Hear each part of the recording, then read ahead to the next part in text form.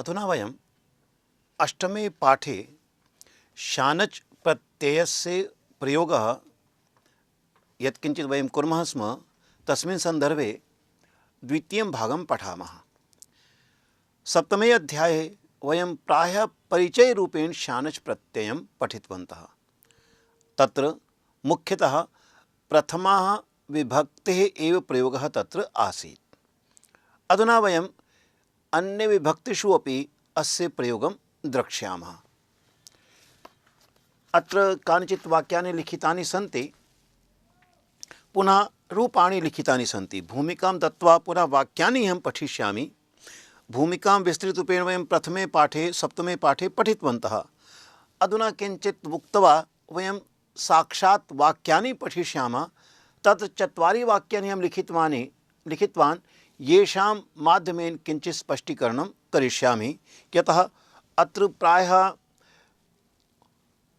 पुल्लिङ्गरूपं तत्र वर्तते, अत्र प्रायः स्त्रीलिङ्गरूपम् अस्ति, अत्र प्रायः नपुंसकलिङ्गरूपेण अस्ति। अतएव 3 लिङ्गेषु रूपाणि तत्र सन्ति। अतएव एकमेकं वाक्यद्वयम् अहं स्वीकृतवान्। अहं पूर्वम् उक्तवान् यत् शानच् प्रत्ययस्य प्रयोगः वयम् आत्मनेपदी धातुभिः सह कुर्मः।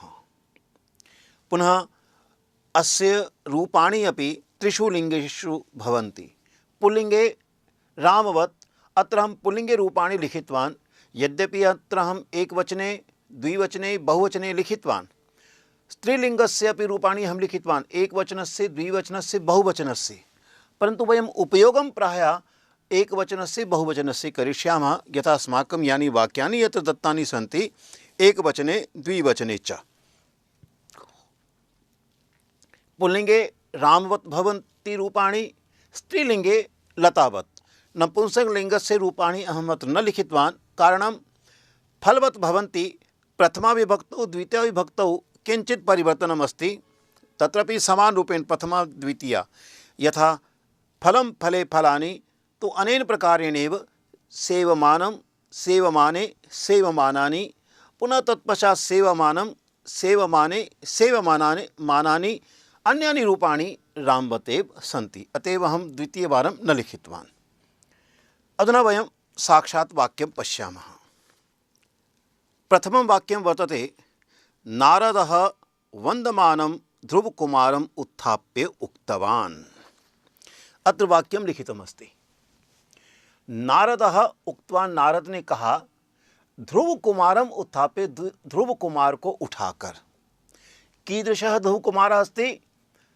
वन्दमानम्।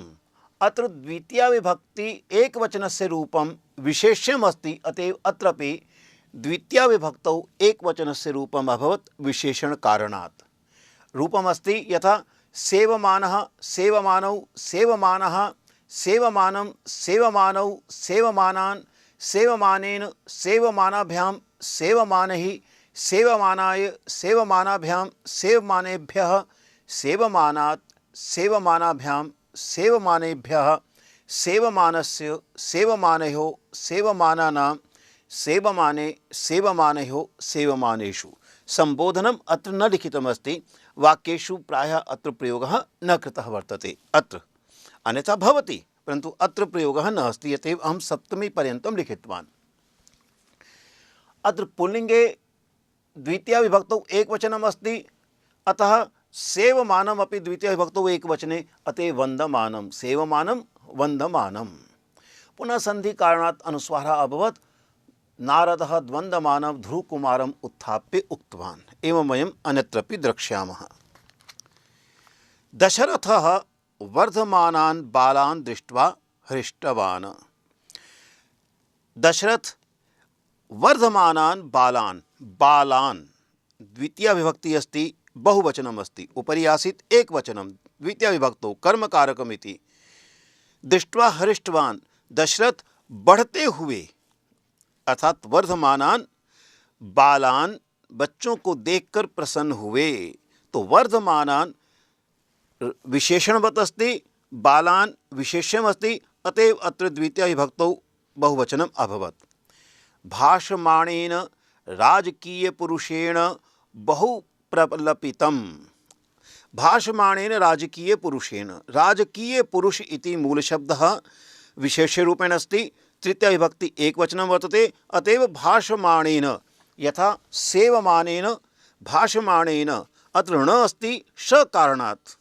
अस्मिन् पदे श इति वर्णस्य प्रयोगः अस्ति, तस्मात् कारणात् अत्र ण अभवत्। अत्र तु न दृश्यते, तत्र ण अभवत् वयं जानीमः संधि कारणात् अस्ति। वयम् अग्रे पठिष्यामः, परन्तु वयं पूर्वमपि किञ्चित् संज्ञानं प्राप्तवन्तः। अतः भाषमाणेन राजकीय पुरुषेण बहु प्रलपितम, बहुत कुछ कहा गया भाषण देते हुए राजपुरुष के द्वारा, यह इसका भाव है। कार्यं कुर्वाणहि सर्वैरपि प्रायः फलं लभ्यते एव। भाषमाणेन एक वचने आसीत्, अधुना बहुवचने अस्ति। कार्यं कुर्वाणहि सर्वैरपि, सर्वैरपि अर्थात सर्वैः अपि संधि अस्ति, संधि कारणात् विसर्ग स्थाने र अभवत्। कार्यं कुर्वाणैः सर्वैः, सर्वैः इति सर्वनाम शब्दः, अतएव तत्र तृतीया विभक्तौ बहुवचने रूपम् अस्ति सर्वैः, तस्मात् कारणात् कुर्वाणैः। अतः वयं जानीमः कुर्वाण इति शब्दः अत्र आन् योजितः अस्ति, न तु मान। कारणं कुर्वाण अत्र प्रथम पुरुषस्य एकवचनस्य आत्मनेपदी यानि रूपाणि लट् लकारि रूपाणि भवन्ति, तस्मात् पूर्वम् अन अस्ति, तस्मात् कारणात् अत्र अन इत्यस्य योजनम् अभवत्। वयं गतपाठे पठितवन्तः। अतः कार्यं कुर्वाणैः सर्वैरपि प्रायः फलं लभ्यते एव, कार्य करते हुए सबको फल की प्राप्ति होती है, ऐसा भाव है। पुनः धनम कामयमानाय कृपणाय अन्यत् किमपि न रोचते।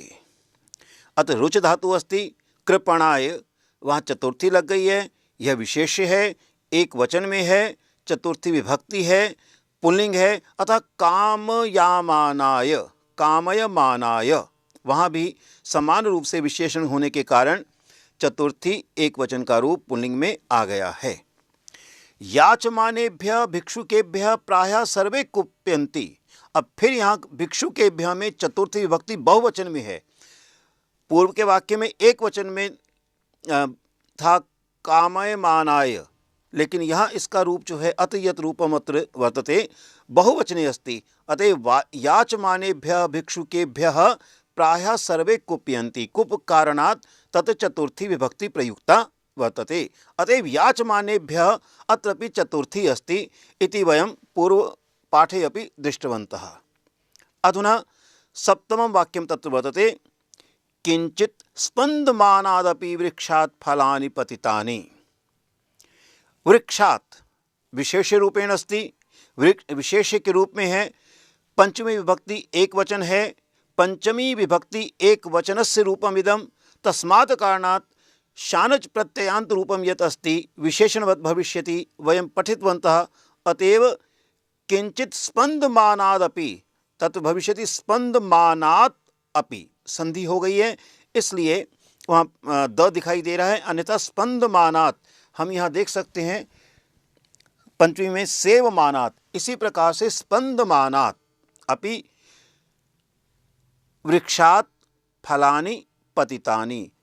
थोड़ा सा भी पेड़ हिले, वृक्ष हिले तो उस वृक्ष से फल गिर पड़े, ऐसा यहाँ भाव बताया गया है। अत एक वचने अस्ति। अधुना बहुवचने गुहासु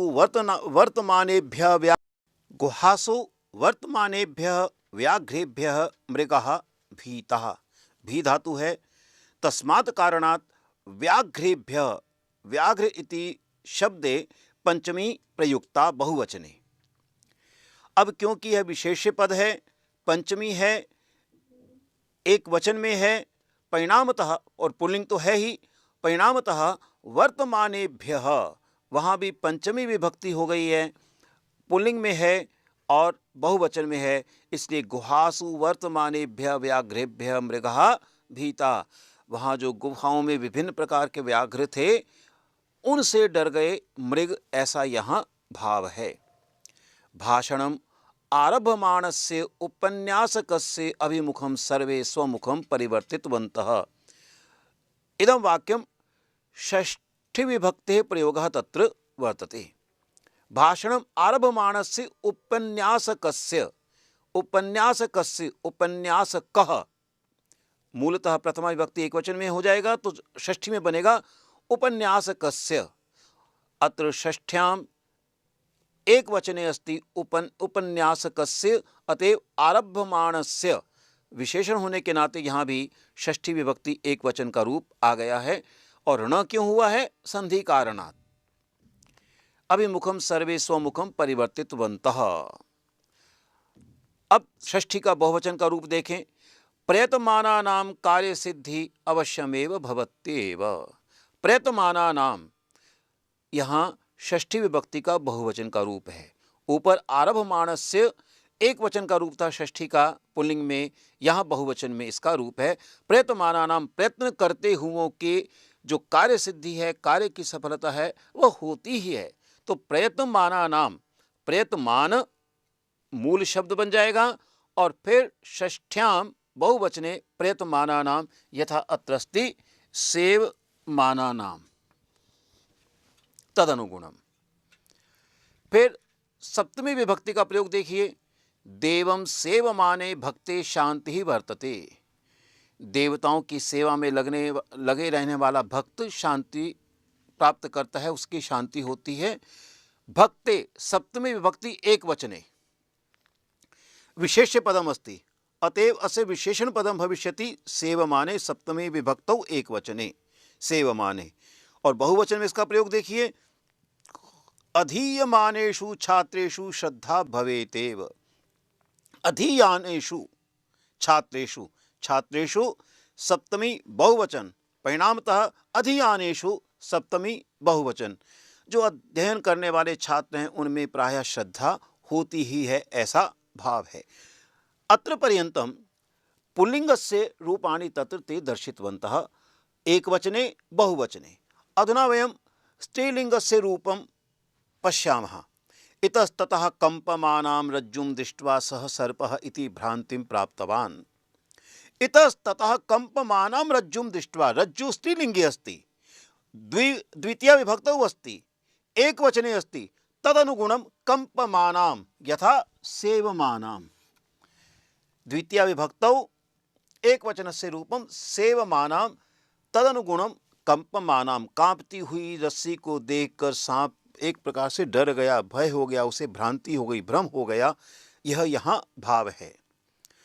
इसी का बहुवचन का रूप भजमानः पौत्रिः दृष्ट्वा पितामही संतुष्टा।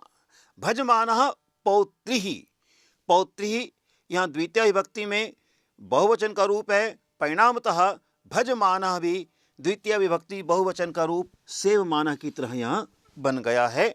भजमानः सेवमानः द्वितीय विभक्ति बहुवचन, क्योंकि विशेषण है यह पौत्री का। अब तृतीय विभक्ति को देखते हैं। बाधमानया शिरोवेदनया मम भगिनी अस्वस्था।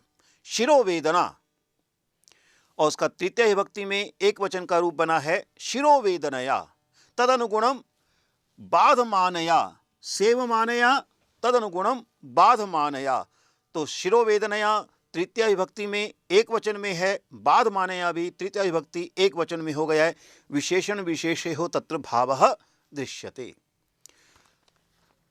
अग्रिमं वाक्यं वर्तते भिक्षमाणाभिः भिक्षुकीभिः संतोषः अनुभूतः किम्। अत्र पंचदशे वाक्ये एकवचनस्य प्रयोगः आसीत्, षोडशे बहुवचनस्य प्रयोगः। भिक्षुकीभिः, भिक्षुकी मूल शब्द है, तृतीय विभक्ति बहुवचन में भिक्षुकी भी बना है और उसी के अनुसार भिक्षमाणाभिः यथा सेवमानाभिः तथैव भिक्षमाणाभिः। यहाँ न है वहाँ न है, कारण हम जानते हैं क्योंकि इसमें श आ रहा है, भिक्ष श वर्ण का प्रयोग है, परिणामतः संधि कारणात् तत्र ण इति प्रयुक्तः, ण वर्णः तत्र प्रयुक्तः। अग्रिमं वाक्यं विशेषेण आलोच्यमानाय लेखिकाय प्रशस्तिः प्रदत्ता। विशेषेण आलोचमानाई लेखिकाई प्रशस्ति प्रदत्ता। दा धातु का प्रयोग है प्रदत्ता में, तस्मात् कारणात् लेखिका तत्र चतुर्थी भविष्यति लेखिकाई एक वचने अस्ति चतुर्थ्याम अस्ति, परिणामतः आलोचमानाई में भी चतुर्थी विभक्ति एक वचन का रूप प्रयुक्त हुआ है, क्योंकि यह इसका विशेषण है लेखिकाई का, शानच होने के नाते उसका विशेषण बन गया है, अतः तत्र चतुर्थी विभक्ति प्रयुक्ता। विक्रीणानाभ्यः शिक्षार्थिनीभ्यः पुस्तकं स्वीकुर्वन्तु। शिक्षार्थिनीभ्यः पंचमी विभक्ति बहुवचन का रूप है, उसी तरह से विक्रीणाभ्यः पंचमी विभक्ति बहुवचन का रूप यहाँ भी हो गया है, लता की तरह रूप चले हैं और उसका विशेषण होने के नाते, शिक्षार्थिनी का विशेषण होने के नाते यहाँ भी इसका पंचमी विभक्ति का बहुवचन रूप आया है। उड्डयमानायः शेन्यः शुकशावकः अत्यंतम भीतः। भी धातु का प्रयोग है। शेन्यः ऊपर हमने चतुर्थी विभक्ति का बहुवचन का रूप देखा था, अब यहाँ पंचमी विभक्ति का एक वचन का रूप है।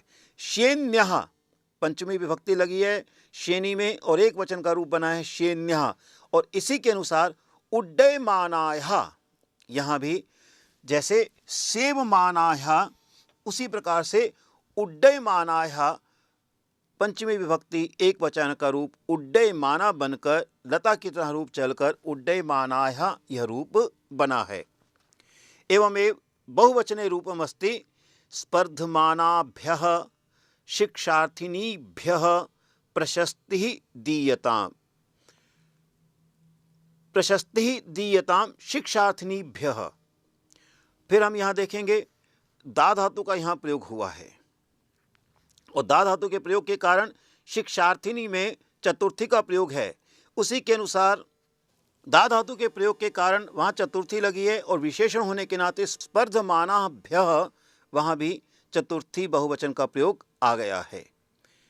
फिर 21वें वाक्य में देखिए, रावणम एव आशंकमानाय सीताय मनसि हनुमता दर्शनात् भीतिः उत्पन्नः। यहाँ सीताय पद में जो विभक्ति आई है, जो वचन आया है, वही आशंकमानाय में आया है, कारण वही विशेषण विशेष्य का भाव है। फिर हम अग्रिम वाक्य देखते हैं, वेपमानानाम युवतीनाम बांधवाः तत्र आगताः। षष्ठी विभक्ति बहुवचन का उपयोग, ऊपर एक वचन का प्रयोग किया था, अब यहाँ बहुवचन का प्रयोग है। युवती नाम षष्ठी विभक्ति है, बहुवचन का रूप है। वेपमानानाम उसी प्रकार से षष्ठी विभक्ति बहुवचन का रूप है, अतः दोनों का विशेषण विशेष्य भाव के कारण विशेषण विशेष्य भाव कारणात् तत्र समान विभक्ति प्रयुक्ता समान वचनम च तत्र वर्तते। अग्रिमे वाक्ये खिद्यमानायां वृद्धायां नूतनः अभिलाषः उत्पन्नः। खिद्यमानायां वृद्धायां तत्र सप्तमी विभक्ति प्रयुक्ता वृद्धायां पुनः एक वचने, उसी के अनुसार तदनुगुणमेव खिद्यमानायां सप्तमी विभक्ति एक वचन से रूपमस्ति खिद्यमानायां यथा सेवमानायां। तो सेवमानायां तथैव खिद्यमानायां वृद्धायां नूतनः अभिलाषः उत्पन्नः। वृद्ध जो थी वह कुछ खिन्न थी, खिद्यमान थी, उसमें फिर एक नई इच्छा का संचार होता है उत्साह प्राप्ति हेतु, ऐसा इस वाक्य का भाव है। इसी का बहुवचन का रूप देखिए, स्पर्धमानासु बालिकासु शालिनी तीक्ष्ण मतिः।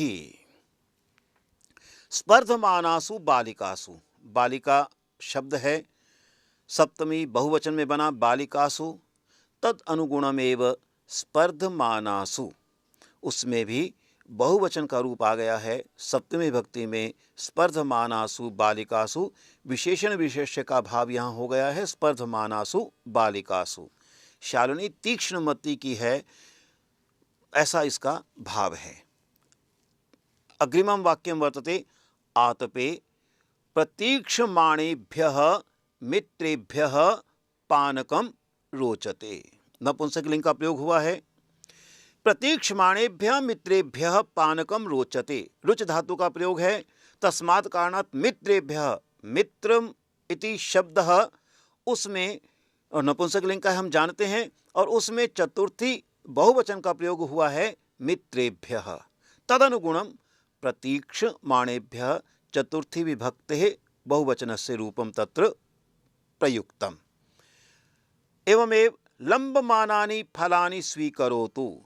फलानि, फल शब्द है नपुंसकलिंग अकारांत, बहुवचन का रूप बना फलानि द्वितीय विभक्ति में। उसी के अनुसार लंबमानानि, लटकते हुए लंबाई की ओर जो फल हैं उन्हीं को स्वीकार कीजिए, ऐसा इसका भाव है।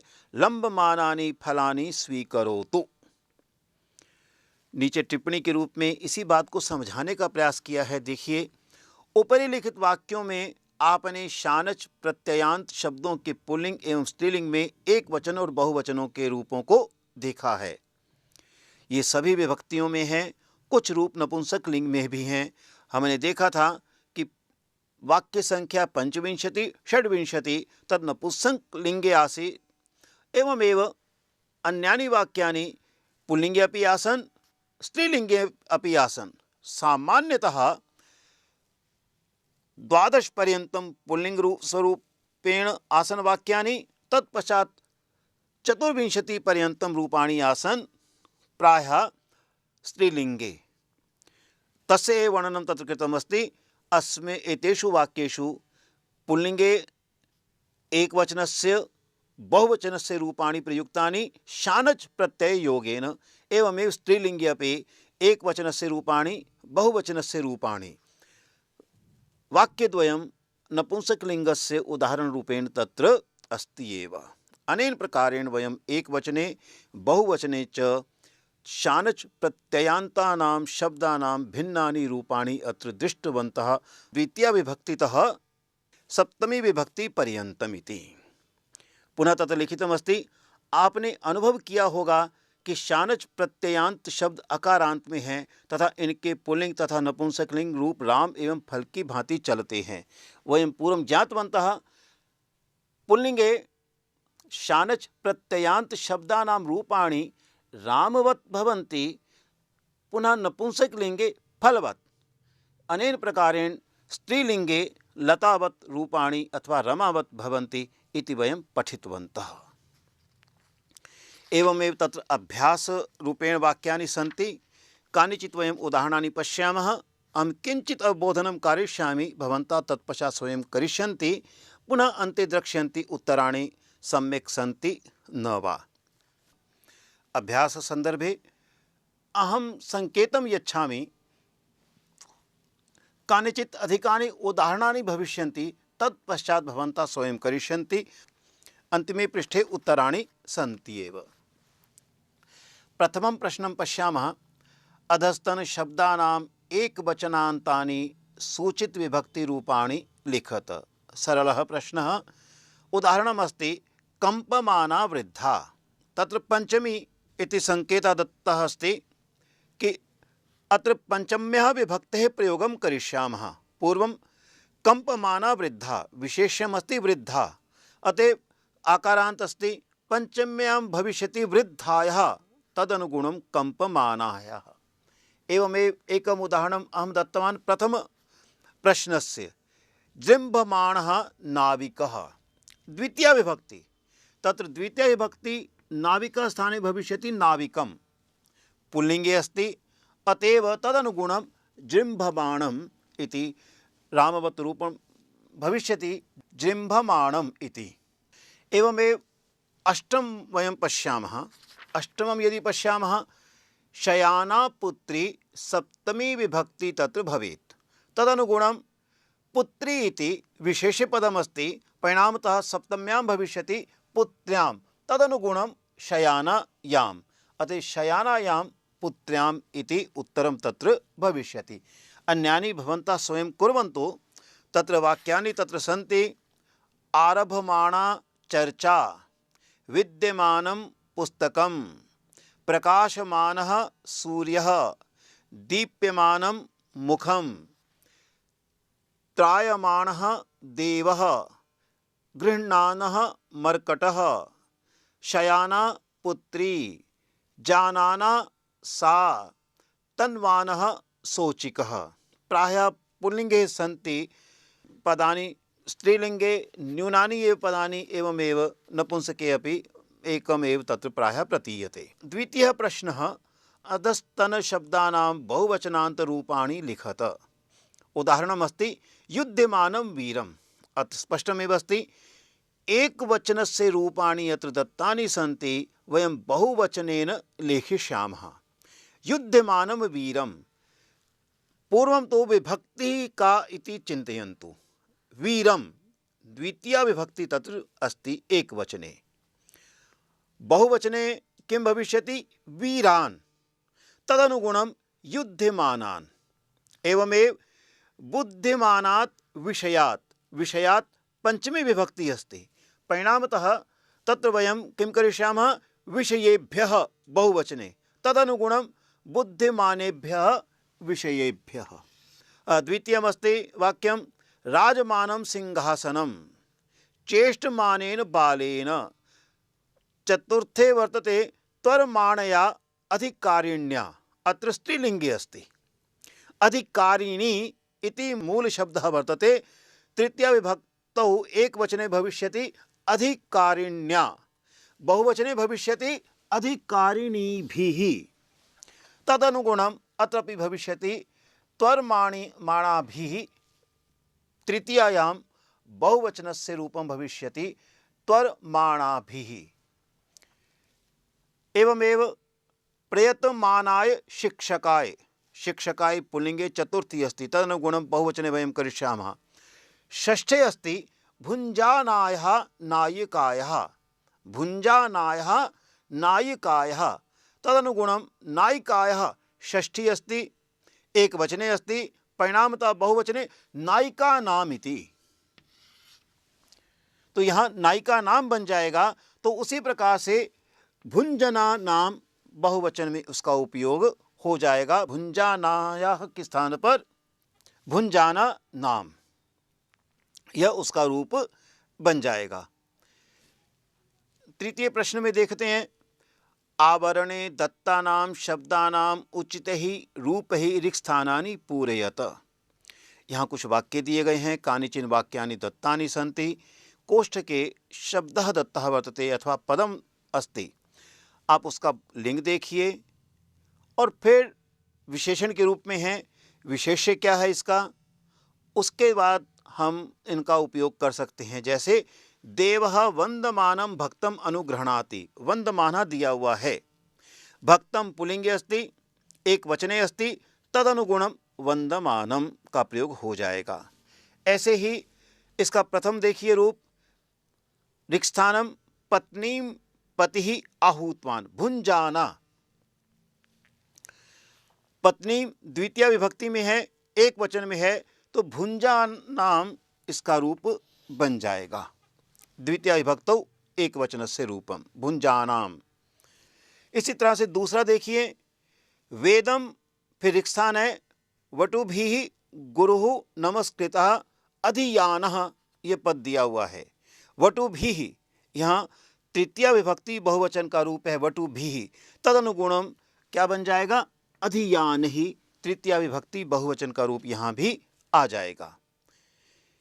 इसी प्रकार से अगले सब उदाहरण उसी प्रकार से हैं। आपणिकेन वस्तुनः मूल्यम उक्तम विक्रीणानः कोष्ठक में है। छात्रेषु उत्साह महान अस्ति स्पर्धमानः। अब छात्रेषु सप्तमी विभक्ति बहुवचन है, उसी प्रकार से स्पर्धमानः को परिवर्तित कीजिए। कुत्रिणानाम उत्पाटनम कारय वर्धमानानि। अब यहाँ कुत्रिणानाम षष्ठी अस्ति, बहुवचने अस्ति, तदनुगुणमेव वयं वर्धमानानि इत्यस्य पदस्य अपि परिवर्तनं करिष्यामः। आत्मानं रिक्स्थानम् अस्ति, तरुणानां स्नेहम् अहं न इच्छामि। तरुणानां पुल्लिंगे अस्ति, षष्ठ्याम् अस्ति, बहुवचने अस्ति, तदनुगुणं परिवर्तनं तत्र भविष्यति। पुनः रिक्स्थानं माता मह्या साहाय्यम अवश्यमेव भवता करणीयम खिद्यमाना। माता मह्या इति तत्र बोधनं कृत्वा खिद्यमाना इति पदस्य प्रयोगः करणीयः। माता बालेभ्यः अधिकानि मोदकानि दत्तवती, कोष्ठके अस्ति मोदमानः। बालेभ्यः तत्र काव्यभक्ति अस्ति, वचनं किं तदनुगुणं मोदमानः इति पदस्य परिवर्तनं करणीयम्। नवमे अपि रिक्स्थानं शिक्षिकाभिः पाठः न कृतः। शिक्षिकाभिः तत्र त्वरमाणः इति पदस्य प्रयोगः कृतः अस्ति कोष्ठके। शिक्षिकाभिः तृतीया विभक्ति अस्ति, शिक्षिका शब्दः अस्ति, तृतीया विभक्ति तत्र वर्तते, बहुवचनमस्ति, तद अनुगुणमेव परिवर्तनं करणीयं भविष्यति। तत्पश्चात् दशमं पश्यामः। रिक्स्थानं सस्यानि कीटः बाधन्ते जायमानानि। यहाँ सस्यानि है, उसका रूप यही है जायमानानि, तो इसका समान रूप ही आएगा। एकादशं पश्यामः। चर्चायां प्रवेशः मास्तु। चर्चायां, चर्चा मूल शब्द है, सप्तमी विभक्ति है, एक वचन है, प्रवर्तमाना उसी के अनुसार परिवर्तित हो जाएगा, प्रवर्तमानायां अनेन प्रकारेण तत्र रूपं भविष्यति। द्वादशं वाक्यं रिक्स्थानम् अस्ति। लेखस्य अग्रिमभागः अत्र अस्ति। लेखस्य पुल्लिंगे षष्ठ्याम् एकवचनस्य रूपं तदनुगुणमेव अनुवर्तमानः, इसका रूप भी परिवर्तित हो जाएगा। फिर है आरक्षक ही बहुविधा प्रश्नः पृष्टः। आरक्षक ही, आरक्षक मूल शब्द है, तृतीया विभक्ति है, बहुवचन का रूप है, तदनुगुणम आशंकमानः, इसका रूप परिवर्तित हो जाएगा। चतुर्दश तत्र वर्तते। शाखायाः फलं स्वीकुर्हुः। लंबमाना, शाखायाः षष्ठ्याम अस्ति, शाखा शब्द है, अतएव आकारांत होने के नाते स्त्रीलिंग में है, एक वचन में है, षष्ठ्याम अस्ति। इसी प्रकार से लंबमाना भी स्त्रीलिंगे षष्ठ्याम एक वचनस्य रूपं भविष्यति। 15वें में तस्मै भवती जलम दत्तवती किम। तस्मै दत्तवती दा धातु के कारण तस्मै में चतुर्थी विभक्ति एक वचन है, पुल्लिंग का रूप है। उसी प्रकार से भाषमाणा का भाषमाणाय, इस प्रकार से इसका रूप बन जाएगा भाषमाणाय तस्मै भवती जलम दत्तवती किम। चतुर्थ अभ्यासः यह अस्ति, बहु आनंददायकः अभ्यासः अस्ति, किंचित अवधानस्य अपि आवश्यकता। एक अच्छा अभ्यास है ये, इसके पूरे पूरे वाक्य लिखेंगे तो आपको भी आनंद आएगा। पहले उदाहरण लीजिए। सा कार्यम आरभते देवं प्रार्थयति। वाक्यद्वयम् अस्ति, सा कार्यम आरभते। द्वितीयं वाक्यम् अस्ति देवं प्रार्थयति। इन दोनों वाक्यों को एक बनाना है और विशेष्यानुगुण शानजंत रूप का प्रयोग करके हमें करना है। शानज का प्रयोग करेंगे और फिर उसे विशेष्य के अनुसार ढालेंगे, क्योंकि विशेषण का रूप बन जाएगा। तो अब देखिए क्या वाक्य बन रहा है। सा कार्यम आरभते देवं प्रार्थयति। अब देखिए कार्यम आरभमाणा सा, करने वाली कौन है? सा। किसने प्रारंभ किया? सा। क्योंकि सा स्त्रीलिंग में है, एक वचन में है, तो इसी तरह से आरभमाणा भी विशेष्य के रूप में आ जाएगा, स्त्रीलिंग में आ जाएगा, एक वचन में आ जाएगा। तो वाक्य बना कार्यम आरभमाणा सा देवं प्रार्थयति। तो इस प्रकार से हमें देखना पड़ेगा किन के लिए प्रयुक्त हो रहा है। या तो वह दूसरे वाक्य में उसका संकेत होगा या प्रथम वाक्य में होगा। जैसे पहला वाक्य देखते हैं। पुत्रः वेदनां सहते तम माता प्रीत्या पश्यति। अब माता किसे देख रही है? पुत्र को देख रही है। पुत्र कैसा है? वेदना को सहन कर रहा है। तो क्या बनेगा? देखिए यहां वेदनाम सहमानम पुत्रम, सहन करते हुए पुत्र को प्रीत्या पश्यति।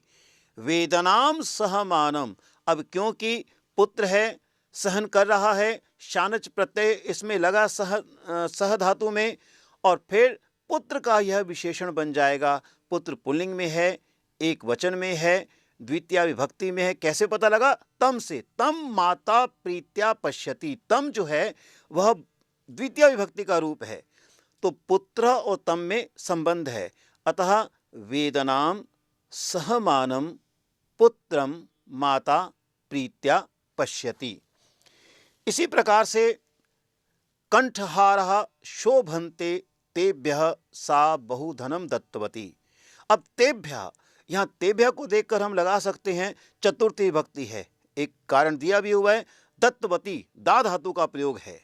तो इस प्रकार से दोनों का संबंध स्थापित करके हम वाक्य को बनाएंगे, प्रयास करेंगे तो आपको अच्छा लगेगा। और फिर उत्तर मिलाइए, नहीं है तो कहाँ गलती हुई है यह भी सोचिए, उसके बाद पुनः परिवर्तन करके ठीक कीजिए। हम तृतीय वाक्य को देखते हैं। देवः त्रायते तस्मात् भक्तः वरम प्राप्तवान। अब तस्मात् बताता है कि इसमें पंचमी होनी चाहिए, अतएव तस्मात् के कारण देव में देवात हो जाएगा। किन से? तस्मात् भक्ता वरम प्राप्तवान, किस से? देव से, तो देवात। और त्रायते है तो उसका विशेषण बन जाएगा त्रयमाणात् देवात भक्तः वरम प्राप्तवान। रक्षा करने वाला जो देव है उससे भक्त अपना वर मांग रहा है। तो इस प्रकार से आपको देखना पड़ेगा, संकेत दिया होगा कौन सी विभक्ति है, दोनों वाक्यों में आपस में संबंध करना होगा। बहुत ऊंचे स्तर का अभ्यास है, इसकी ओर ध्यान देंगे एक एक की ओर तो आपको अच्छा लगेगा और इससे आपके कार्य करने की और वाक्य बनाने की क्षमता का निर्माण भी होगा। भवन्तः स्वयं चिन्तयिष्यन्ति द्रक्ष्यन्ति भवतः वाक्य निर्माणे अपि तत्र गतिः तीव्रा भविष्यति इति। अग्रिमं वाक्यं तत्र वदते वृक्षः कंपन्ते, और इसके साथ फिर वाक्य है तेभ्यः बालः फलानि स्वीकुर्वन्ति। तो तेभ्यः किसके साथ जुड़ा हुआ है? वृक्षों के साथ। तो तेभ्यः बताता है पंचमी विभक्ति, क्योंकि फल लिए जा रहे हैं और धातु यहाँ पर क्या है? कंपन्ते, कंप धातु। तो इन दोनों का संबंध करके अर्थात आप कंपन्ते को विशेषण का रूप बना दीजिए, पंचमी विभक्ति लाइए, बहुवचन लाइए और वृक्षा में वृक्षेभ्य कर कर वाक्य बनाएंगे तो आपका वाक्य ठीक बन जाएगा। इसी प्रकार से महिला विद्यन्ते तासाम नामानि लावण्य स्मरति। महिला विद्यन्ते तासाम नामानि, तासाम उनके नाम, किनके? महिला नाम। अतः तासाम षष्ठ्याम अस्ति, बहुवचने अस्ति, तो महिला नाम तो हैं कौन? विद्यन्ते, विद्यमान है, इसलिए विद्यन्ते में शानच प्रत्यय लगाकर महिला का रूप देखते हुए षष्ठी में बहुवचन का रूप यहाँ बनाएंगे तो वाक्य बन जाएगा। संकेत मैंने दिया है, तदनुगुणम कुर्वन्तु। एक उदाहरण और लेते हैं। व्याघ्र्यः प्रतीक्षन्ते ताभ्यः राजकुमारा भीता। ताभ्यः, ताभ्यः बताता है पंचमी विभक्ति है, कारण भी धातु है यहाँ। भी धातु के कारण ताभ्यः किसके लिए आया है? व्याघ्रेयः अर्थात व्याघ्रेभ्यः। और प्रतीक्षन्ते शानच प्रत्यय लगाएंगे तो यहां बनेगा प्रतीक्षमाणाभ्यः व्याघ्रीभ्यः। पंचमी लगाकर यह इसका रूप बनेगा। फिर इसी प्रकार से सहोदरी ईहते तस्याम तृप्तिः दृश्यते। तस्याम सप्तमी विभक्ति एक वचन का रूप है सहोदरी के योग संदर्भ में, उसे देखकर फिर ई के साथ उसी प्रकार से शानच प्रत्यय लगाइए, सप्तमी बनाइए, एक वचन का रूप लाइए तो वाक्य बन जाएगा। स्त्रीलिंग का रूप है, यह हमें ध्यान रखना होगा। सख्यः प्रयतन्ते ताः भवती परिशीलयतु। अगला वाक्य दो हैं। भिक्षुकः याचन्ते तेषां मुखे अद्य संतोषः दृश्यते। तेषां बताता है बहुवचन तो है ही है, पुल्लिंग का रूप है। किसके लिए है ये? भिक्षुकः, तो भिक्षुका नाम उसी के अनुसार आप याचन्ते में याच धातु के साथ शानच लगाकर उसका प्रयोग उसी प्रकार से विशेष्य की भांति करेंगे तो उत्तर की प्राप्ति हो जाएगी। ऐसे ही पल्लवी रमते तया सह अहम तिष्ठामि। तया सह, तया बताता है सह के कारण तृतीया विभक्ति है तो स्त्रीलिंग का रूप है, तृतीया विभक्ति में है और एक वचन है। अत्र तृतीया विभक्ति अस्ति एक वचने अस्ति सह कारणात्। और ये किसके लिए आया है? पल्लव्या कृते आगता, अतएव पल्लव्या सह इस प्रकार से बनेगा। अब पल्लव्या विशेष्य बन जाएगा।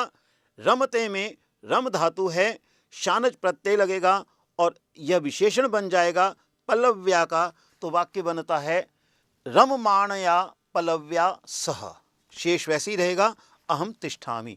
रममाणया, तो रम धातु है तो उसका रममाणा रूप बनेगा, तो रममाणया पल्लव्या सह अहम तिष्ठामि। इस प्रकार से यहाँ कुछ उदाहरण मैंने आपको अधिक दिए हैं। अधिकानि उदाहरणानि दत्तवान् भवन्तः किञ्चित् सौविध्यम् अनुभविष्यन्ति। एवं अहं चिन्तयामि एकवारं न द्विवारं त्रिवारं यदि भवन्तः अभ्यासं करिष्यन्ति तदा अनेन प्रश्नेन बहु अभ्यासः भविष्यति, नियमानामपि स्पष्टीकरणं भविष्यति। आप इस अभ्यास को 2-3 बार किए, कुछ और वाक्य भी बनाएं, तो मुझे लगता है आपको आनंद भी आएगा और धीरे धीरे आपकी वाक्य निर्माण की क्षमता का भी विकास होगा और जो कुछ हमने कहा है उसकी पुनरावृत्ति भी होगी। इस प्रकार से हम इन संकेतों के साथ एतैः संकेतैः सह वयम् अभ्यासान् करिष्यामः, अस्माकं संस्कृते गतिः तीव्रा भविष्यति इति अहं चिन्तयामि। यह पाठ यहीं समाप्त होता है। एषः पाठः अत्रैव समाप्यते।